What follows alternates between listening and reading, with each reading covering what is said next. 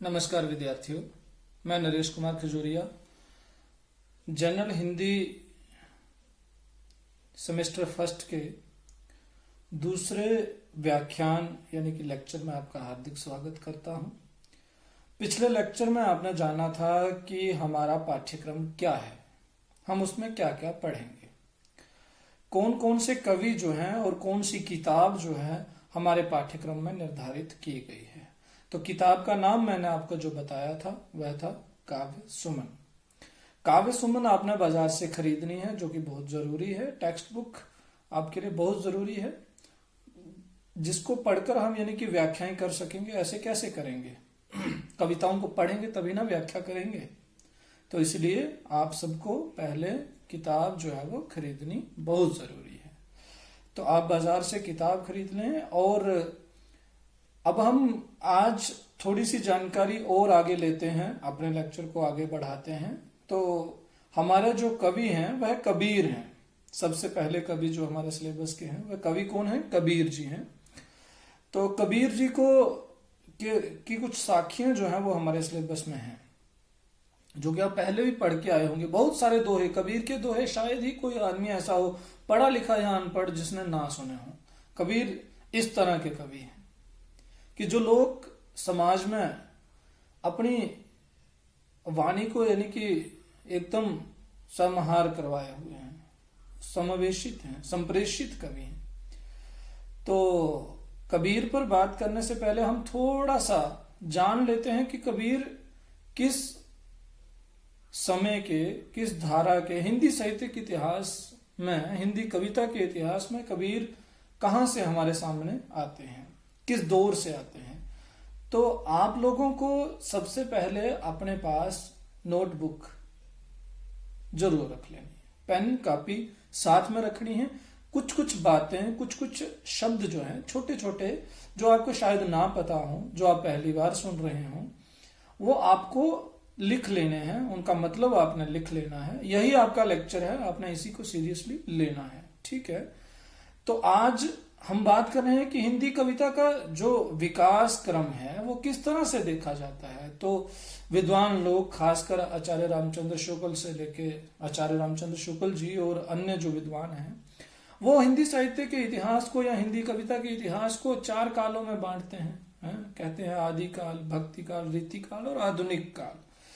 तो जो आपका काव्य सुमन नाम का जो ये संकलन है, इसमें इसी कविता के विकास से कुछ कवियों को उठाया गया है, कुछ कवियों को लिया गया है। यानी कि आदिकाल से इस किताब में कोई कवि नहीं लिया गया है, लेकिन भक्ति काल से इन्होंने हमारे यहां 2 कवि, सूरदास, कबीरदास और मुझे लगता है तुलसीदास, रहीम, ये जो है वो रखे हुए हैं 3 कवि।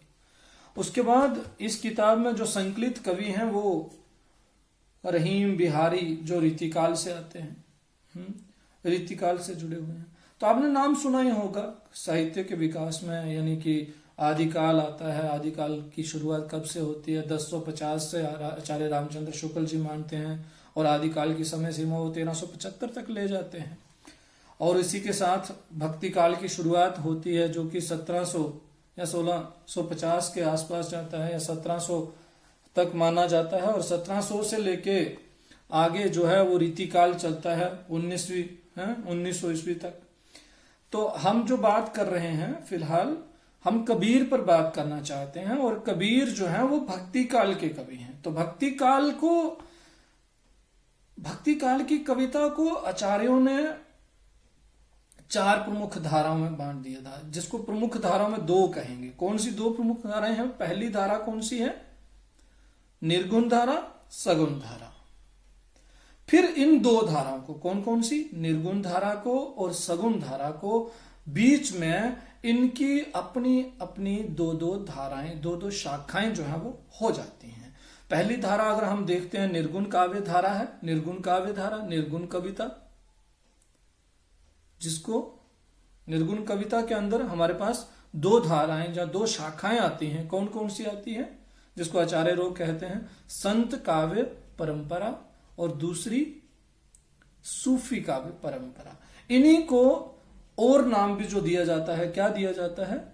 संत काव्य परंपरा को ज्ञान मार्गी शाखा भी कहा जाता है, ज्ञानाश्री शाखा भी कहा जाता है। क्या कहा जाता है? निर्गुण कविता को दो शाखाओं में बांटा जाता है, भक्ति काल की जो रही। तो ये दो शाखाएं कौन सी हुई निर्गुण कविता की? पहली शाखा का नाम संत काव्य परंपरा या ज्ञान मार्गी शाखा या ज्ञानाश्री शाखा, और दूसरी सूफी काव्य परंपरा, जिसको प्रेम मार्गी शाखा भी कहा जाता है। तो निर्गुण कविता धारा कौन सी हुई? निर्गुण काव्य धारा कौन सी हुई? ऐसी कविताएं जिनके अंदर या जिनके कवि जो थे, जिनके कवियों ने निर्गुण ब्रह्म को, यानी कि कौन से ब्रह्म को? निर्गुण ब्रह्म को अपनी आराधना का आधार बनाकर रचनाएं रची, कविताएं लिखी, उस धारा को निर्गुण कविता धारा कहा जाता है, निर्गुण काव्य धारा कहा जाता है। और जिन कवियों ने भक्ति काल में ईश्वर के सगुण रूप को आधार बनाकर भगवान की या ईश्वर की भिन्न भिन्न लीलाओं का वर्णन जो है वो किया, उसको सगुण काव्य धारा कहा गया। अब ये जो निर्गुण ब्रह्म यानी कि निर्गुण ईश्वर और सगुण ईश्वर कौन कौन से होते हैं? तो आपको पता होगा शायद निर्गुण ब्रह्म किसे कहते हैं। निर्गुण ब्रह्म, निर्गुण ईश्वर, ऐसा ईश्वर कि जिसका कोई रूप आकार नहीं होता है, जो ना जन्म लेता है ना मरता है, यानी कि कोई अवतार नहीं लेता है, जो किसी सीमाओं में नहीं बांधा जा सकता, जिसको जो सर्वत्र व्याप्त रहता है। तो ऐसे ईश्वर की आराधना जहां की जाती है, जो कण कण में वास करता है और उसका कोई रूप आकार नहीं होता है, वो निराकार ब्रह्म होता है। तो यानी कि जिन कवियों ने ईश्वर को निराकार ब्रह्म के रूप में जाना और उसको मानकर निर्गुण ब्रह्म की उपासना की, उन कवियों की जो कविताएं हुई, उस धारा को क्या कहा गया? निर्गुण कविता धारा कहा गया। और जो कवि लोग ईश्वर को सगुण रूप में मानते थे, सगुण रूप में मानने का मतलब क्या हो गया? कि ईश्वर का कोई रूप आकार है, वह अवतार लेता है और वह विविध लीलाएं इस पृथ्वी पर करने आता है। जब भी, जैसे कि हमारे यहां कृष्ण जो है वो विष्णु के अवतार माने जाते हैं, राम जो है वो विष्णु के अवतार माने जाते हैं। तो इसी सगुण भक्ति धारा को, भक्ति काल के जो सगुण भक्ति धारा हुई, इसके कवियों को इसी आधार पर दो शाखाओं में बांट दिया जाता है। कौन कौन सी शाखा हुई? पहली एक राम भक्ति काव्य परंपरा, दूसरी कृष्ण भक्ति काव्य परंपरा। पहली राम भक्ति काव्य परंपरा और कृष्ण भक्ति काव्य परंपरा। जिन कवियों ने राम को आलंबन मानकर, यानी कि जिन कवियों ने राम को आधार बनाकर अपनी कविताओं का सृजन किया, अपनी कविताओं का लेखन किया, जैसे तुलसीदास हो गए, और तुलसीदास ने रामचरितमानस की रचना की, तुलसीदास ने और लगभग 12 ग्रंथों की जो है वो रचना की हुई है। तो ये जो सारी रचनाएं हैं, इसमें कुछ उन्होंने कृष्ण को लेकर भी लिखा हुआ है। तो जो तुलसीदास ने जो कविताएं लिखी, तुलसीदास जो है वो राम भक्ति काव्य परंपरा के प्रतिनिधि कवि माने जाते हैं। प्रतिनिधि कवि कौन होते हैं? रिप्रेजेंटेटिव जैसे हम कहते हैं, उसको प्रतिनिधि कहते हैं हिंदी में। तो प्रतिनिधि कवि कौन से हो गए? यानी कि जो सबसे महत्वपूर्ण कवि है उनका, जिसने, यानी कि जो राम काव्य की, जो राम की जो ऊपर, जिसने राम को आधार बनाकर जिसने सब श्रेष्ठ रचनाएं दी, तो वो कवि कौन हो जाएगा? उसका प्रतिनिधि कवि हो जाएगा। तो प्रवर्तक कवि, निर्गुण काव्य परंपरा में संत काव्य परंपरा जो हो जाती है उसमें कबीर जी जो है वो संत काव्य परंपरा के या ज्ञान मार्गी परंपरा के क्या माने जाते हैं? प्रतिनिधि कवि माने जाते हैं, प्रवर्तक कवि माने जाते हैं। इसी तरह से आपके यहां सूफी काव्य परंपरा हुई। सूफी काव्य परंपरा कौन सी हुई? यानी कि जिसमें प्रेम को आधार बनाकर रचनाएं रची गई और जिसमें प्रेमिका को ईश्वरीय रूप माना गया और प्रेमी जो है वो जीवात्मा का प्रतीक और प्रेमिका जो है वो परमात्मा का प्रतीक मानी गई।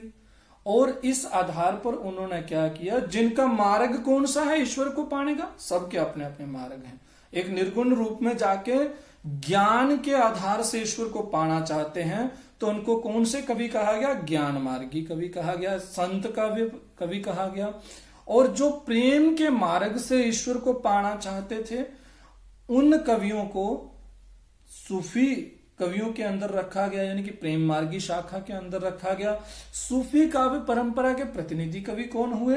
तो मलिक मोहम्मद जैसी जो हैं वो आपकी प्रेम मार्गी शाखा यानी कि सूफी काव्य परंपरा के प्रतिनिधि कवि माने गए हैं।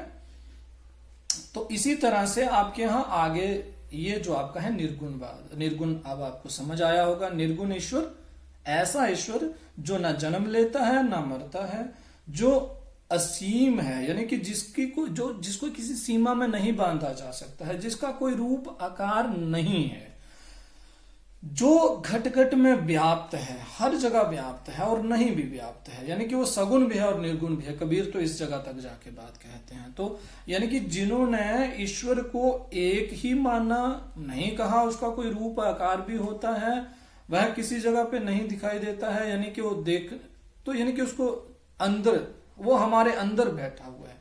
तो निर्गुण के अंदर जो संत काव्य परंपरा के जो लोग हुए उन्होंने ईश्वर को इस तरह से पाने की कोशिश की और इस तरह से जो जिन्होंने इस मार्ग को अपनाया, ज्ञान के माध्यम से ईश्वर को पाने का जो जिन्होंने अपना मार्ग प्रशस्त किया, उन कवियों को क्या कहा गया? ज्ञान मार्गी या संत काव्य परंपरा के कवि कहा गया।